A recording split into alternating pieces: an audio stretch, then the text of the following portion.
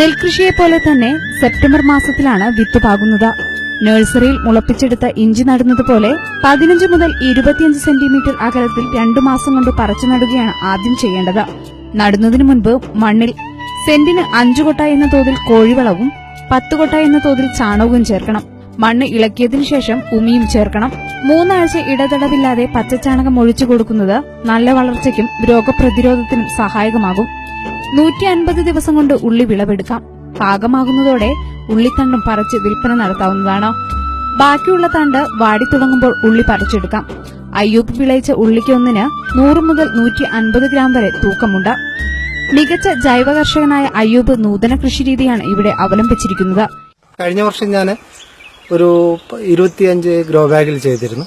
അതില് വലിയ കുഴപ്പമില്ലായിരുന്നു. അവസാന സമയത്ത് മഴ പെയ്ത ഒരു പ്രതിസന്ധി ഉണ്ടായതുകൊണ്ട് ഉള്ളതെന്നല്ലാതെ വിളവുണ്ടായിരുന്നു. അപ്പം അങ്ങനെയാണ് ഈ വർഷം ആദ്യം സെപ്റ്റംബറിൽ തന്നെ, ആഗസ്റ്റ് കഴിഞ്ഞ് സെപ്റ്റംബറിൽ തന്നെ നമ്മൾ നഴ്സറി ഇട്ടു.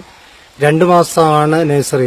2 മാസം കഴിഞ്ഞ് ഞാറ് പറിച്ച് നടുന്നത് പോലെ തന്നെ 2 മാസം കഴിഞ്ഞ് പറിച്ച് ഇഞ്ചി നടുന്ന പോലെ വാരങ്ങളുണ്ടാക്കി, ചെറിയ കുഴികളുണ്ടാക്കി 15-25 സെന്റിമീറ്റർ അകലത്തിലാണ് ഇത് പ്ലാന്റ് ചെയ്യുന്നത്. കീടങ്ങളെ ആകർഷിക്കാൻ കൃഷിയിടത്തിൽ ചെണ്ടുമല്ലിയും മറ്റും കൃഷി ചെയ്യുന്നുമുണ്ട്. ഭാര്യ സാബിറയും മക്കളായ സിത്താരയും ഹണിയും ഹിസ്ബാനും അയ്യൂബിനൊപ്പം കൃഷിയിൽ സജീവമാണ്.